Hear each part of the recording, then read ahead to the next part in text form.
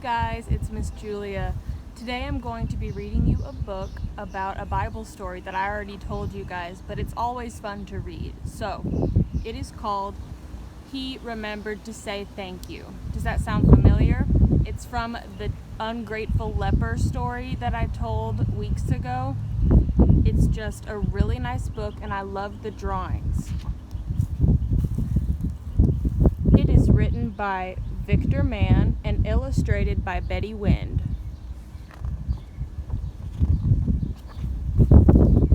In a little town on the top of a hill at the end of a narrow street, a kind old priest with tears in his eyes wiped the dust from his tired feet.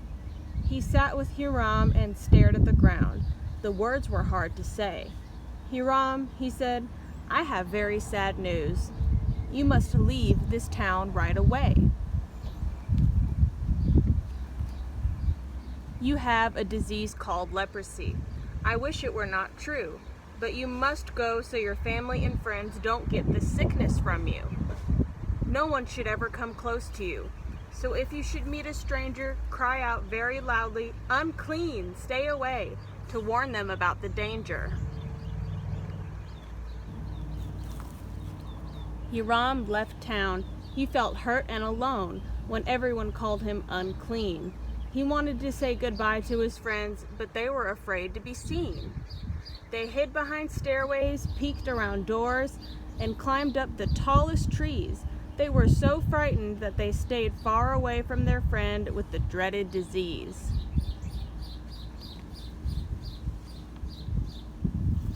He went to live in a cave nearby that he and his friends had found. When they had come to play there together, the cave had a cheerful sound. He leaned against a sycamore tree and looked at the clear blue sky.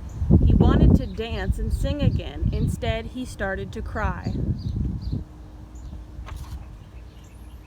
Tears trickled down his thin, pale cheeks.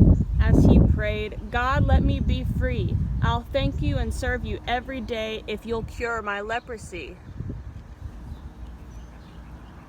For many years, Hiram lived alone. Then, very late one night, 9 more lepers came with such wonderful news. It made Hiram dance with delight. "Jesus is coming this way tomorrow.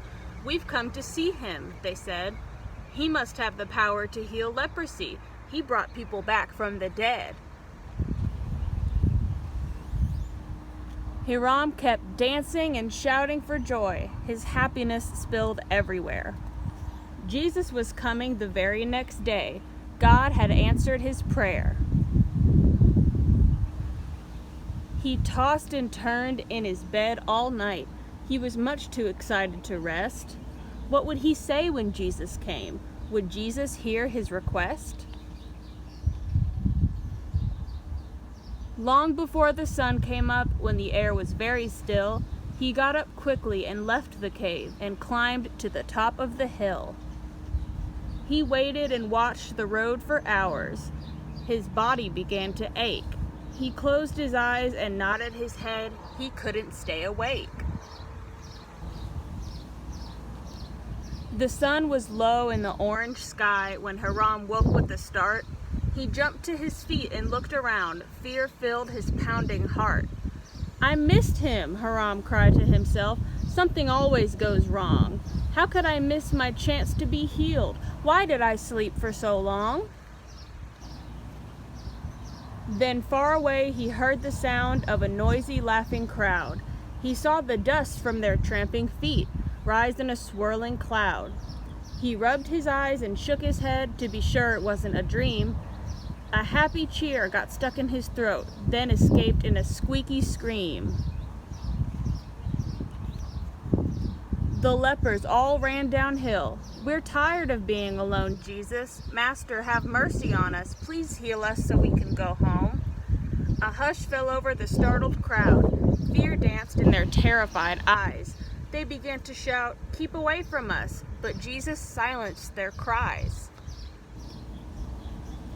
He turned to the men who were still far away and called out across the field, "Go into the village and find the priest to show him that you have been healed." The countryside rang with happy shouts as the 10 men rushed to the priest. They couldn't wait to be welcomed home with a party or maybe a feast. But suddenly Hiram stopped and remembered the promise he made in his prayers.